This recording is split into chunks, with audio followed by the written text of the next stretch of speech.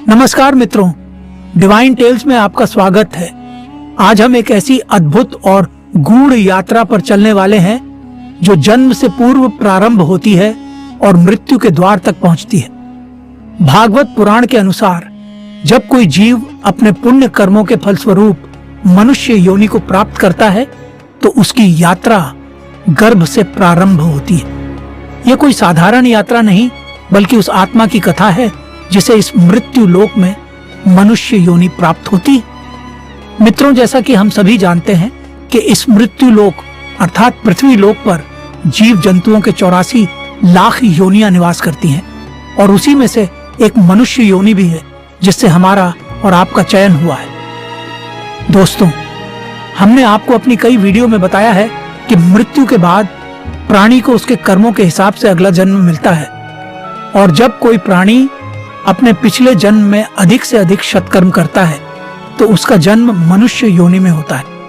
परंतु मित्रों, धर्मशास्त्र की माने तो सभी योनियों की अपेक्षा जीव को मनुष्य योनि में ही सबसे ज्यादा कष्ट भोगना पड़ता है।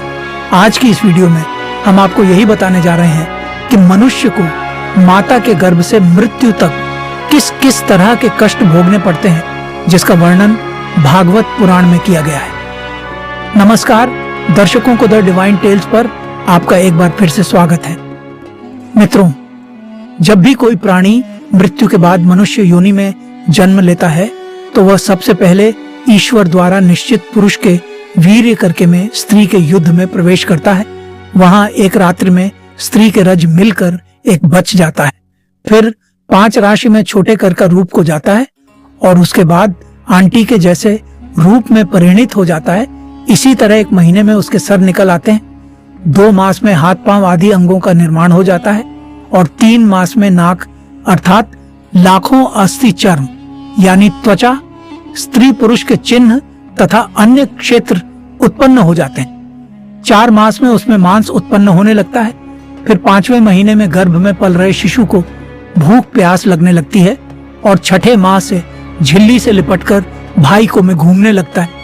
उस समय माता के द्वारा ग्रहण किए हुए अन्न जल आदि से उसकी भूख मिटने लगती है और ये कमियां अध्ययनों के उत्पत्ति स्थान में पड़ा रहता है। वह सुकुमार तो होता ही है, जब वहां के भूखे कीड़े उसके अंग होते हैं तब अत्यंत प्लीज के कारण भाषण में अचेत हो जाता है। इतना ही नहीं, ताकि खाए हुए कड़वे, तीखे, गर्म, नमकीन, रूखे और खट्टे आदि पदार्थों का स्पर्श होने से उसके सारे शरीर में पीड़ा होने लगती है। वह अजीब है।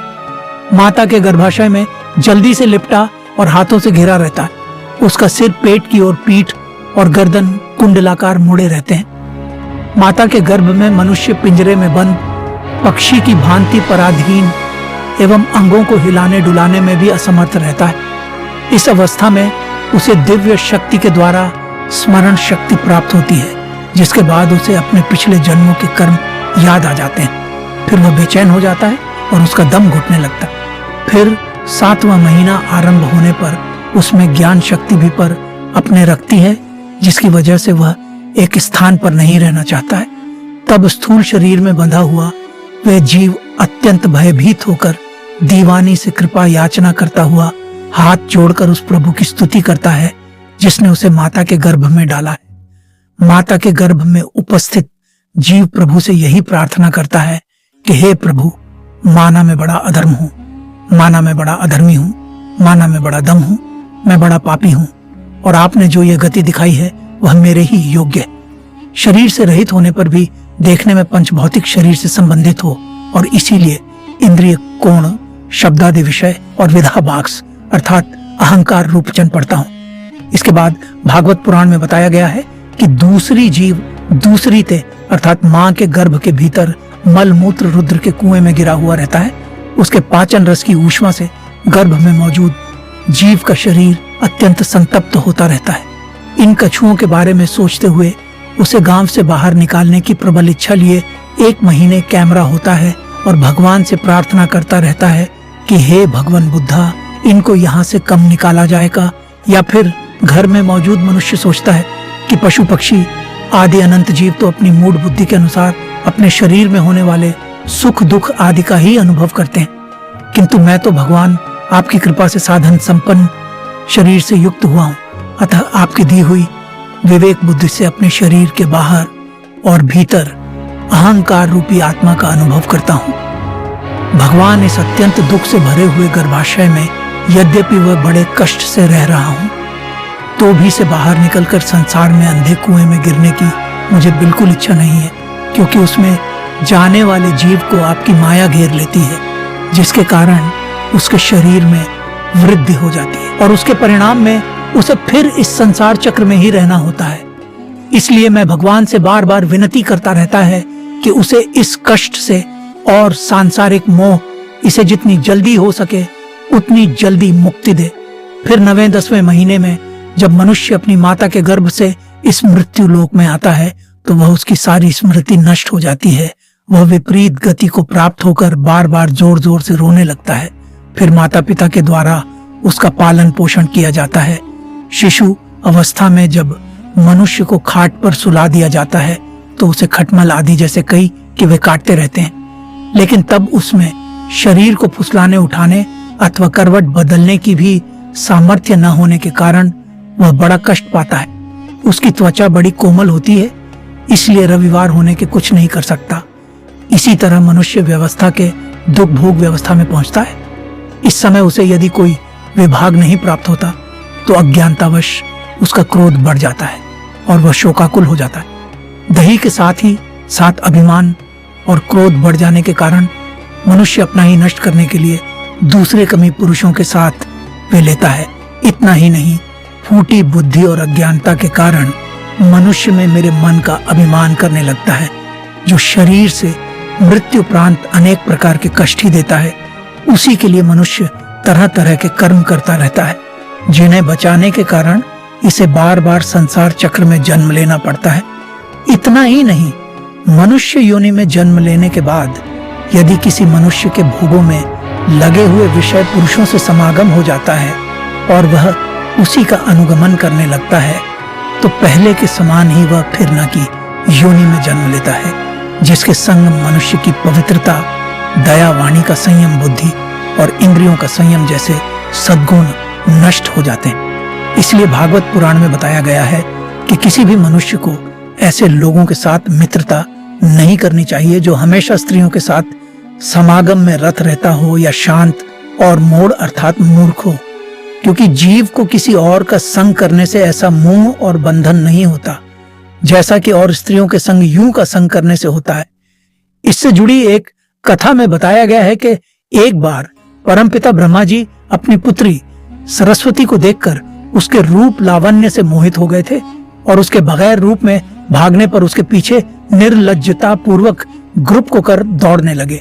इसलिए ऐसा कौन सा पुष्ट हो सकता है जिसकी बुद्धि स्त्री माया से मोहित ना हो। इतना ही नहीं, स्त्री माया में इतना बल है कि वह अपने भड़क उठी अर्थात नयन से बड़े बड़े दिग्गजों हीरो को पैरों से कुचल देती है।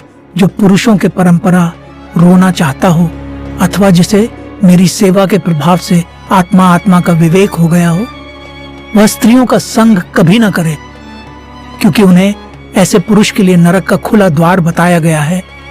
जो मनुष्य अपने जीवन में स्त्री में आसक्त रहता है तथा मृत्यु के समय भी इस सब्जी का ही ध्यान करता है, उसे अगले जन्म में स्त्री योनि प्राप्त होती है। मनुष्य रूपी जीव शुक्र, यदि कोई मनुष्य जिस किसी भी जीव की हत्या आपने बहुत ही सुखों को प्राप्त करने के लिए करता है, उसे अगले जन्म में उसी जीव की योनि में जन्म लेकर कष्ट भोगना पड़ता है। फिर मनुष्य की उम्र बढ़ने लगती है, अर्थात जब है अपने जीवन के अंतिम पड़ाव में प्रवेश करता है तो उसे इस जन्म में किए गए तब तक के कर्मों के हिसाब से इसकी मृत्यु लोक पर शारीरिक और मानसिक पीड़ा भोगनी पड़ती है। अर्थात यदि कोई मनुष्य अपने माँ बाप की बुढ़ापे में सेवा नहीं करता या फिर उसे घर से निकाल देता है तो उसकी संतान भी बुढ़ापे में उसके साथ वैसा ही व्यवहार करती है जैसा उसने अपने माँ बाप के साथ किया, और यह जीवन चक्र निरंतर चलता रहता है।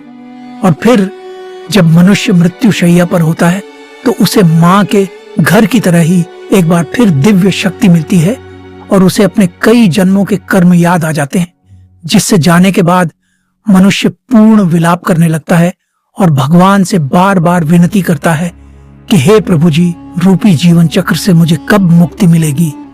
मैं क्या करूं जिससे मुझे आपके चरणों में शरण मिल सके? वह समय वह अपने द्वारा किए गए बुरे कर्मों को याद कर बार बार रोता भी है। वह सोचता है कि मैं अपने कर्मों के बारे में अपने परिवार वालों को बता देता हूं, किंतु वह ऐसा नहीं कर पाता। तब भगवान उसे कहते हैं कि तुम्हारे पास जब अच्छे कर्म करने का वक्त था, उस समय तुम लोग काम फ्रूट से आ सकता तो बुरे काम कर रहे थे, और अब जब तुम्हें कष्ट भोगना पड़ रहा है तो तुमसे मुक्ति की आस करते हो। ऐसा कभी नहीं हो सकता। इसलिए ये देवधारी अपने अगले जन्म में अच्छे कर्म करना, ताकि तो मेरी शरण में जगह मिल सके। फिर इसके बाद यमदूत उसके शरीर से आत्मा निकाल कर ले जाते हैं और बच जाता है। तो वह स्थूल शरीर इसलिए मनुष्य को चाहिए कि वह भगवान के द्वारा मिले। मनुष्य रूपी जीवन में अधिक से अधिक शक कर मकर जन्म मृत्यु के चक्र से खुद को मुक्ति दिला ले और सदा के लिए भगवान के चरणों अजय अपना स्थान बना ले। मित्रों, यही इस जीवन चक्र की सच्चाई है। इसलिए जब तक ये मानव जीवन मिला है, अच्छे कर्म करें, प्रभु की शरण में जाएं और अपने जीवन को सार्थक बनाएं। यही है असली मोक्ष की राह। आप इस बारे में क्या सोचते हैं? नीचे कमेंट में जरूर बताइएगा। ये लास्ट की वीडियो यही समाप्त होती है। अगर आपको मेरी ये वीडियो पसंद आया हो तो इसे ज्यादा से ज्यादा लाइक और शेयर करें। साथ ही अगर आप हमारे चैनल को अभी तक आपने सब्सक्राइब नहीं किया है तो अभी सब्सक्राइब कर ले, ताकि आपको ऐसी आध्यात्मिक और पौराणिक जानकारी मिलती रहेगी। अब हमें इजाजत दें। वीडियो को तक देखते रहने के लिए आपका बहुत बहुत शुक्रिया। बहुत फिर मिलेंगे अगली पौराणिक कथा के साथ। जय